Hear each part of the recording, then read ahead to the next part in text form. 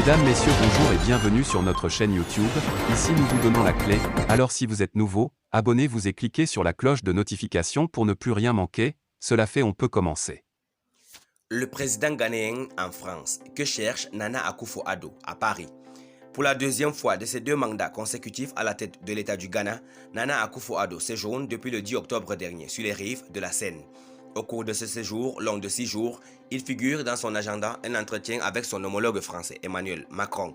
Même si officiellement rien n'a filtré de l'ordre du jour de cette rencontre au sommet, les sujets d'intérêt entre les 2 chefs d'État ne peuvent pas manquer. Sans être dans les secrets des dieux, l'on imagine que l'occasion sera saisie par les 2 hommes d'État pour faire le bilan, même sommaire, du projet de renforcement de la collaboration économique entre la France et le Ghana qu'ils ont mis sur les rails lors de leur rencontre précédente, notamment à Accra en novembre 2017, puis à Paris en juin 2019.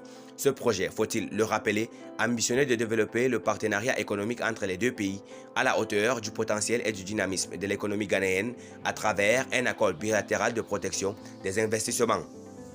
Sans nul doute seront définies à l'occasion les grandes lignes de la mise en œuvre des priorités de cette collaboration en fonction de l'évolution de l'environnement international caractérisé par la guerre en Ukraine avec ses lourdes répercussions économiques et par la montée du sentiment anti-français. Outre les questions d'ordre économique, Nana Akufo-Addo évoquera avec son homologue français l'incontournable et épineuse crise sécuritaire en Afrique de l'Ouest, car on le sait, avec l'ambition manifestée par les groupes terroristes qui opèrent dans la bande sahélo-saharienne d'élargir leur sphère d'influence vers les pays du Golfe de Guinée, le Ghana, qui a subi récemment des attaques au nord, n'est plus à l'abri. Ce sera sans doute l'occasion pour la France qui dit soutenir l'initiative d'Accra, elle qui vise une grande coordination régionale contre la dissémination des éléments armés terroristes, de préciser à son hôte son offre, et cela dans un contexte de réaménagement de son dispositif sécuritaire dans la sous-région ouest-africaine et de mort cérébrale du G5 Sahel. En sus des questions bilatérales, il s'invitera sans nul doute au menu des échanges entre les 2 présidents des préoccupations d'ordre mondial, comme la problématique du climat. Avant même la rencontre, Nana Akufo-Addo a donné le ton des discussions en dénonçant le manque de solidarité des pays occidentaux à l'égard du continent africain. C'était lors du sommet pour l'adaptation de l'Afrique au changement climatique tenu à Rotterdam le mois dernier. Et c'est sans doute cet engagement qui lui a valu la reconnaissance de la Sorbonne qui lui a décerné au premier jour de son séjour dans l'Hexagone le titre de docteur honoris causa et qui campe du même coup le décor des échanges avec Emmanuel Macron. Cela dit, quels que soient les sujets à l'ordre du jour de la rencontre avec le locataire de l'Élysée, l'on peut compter sur le franc-parler du plus français des présidents ghanéens, connu pour n'avoir pas sa langue dans la poche.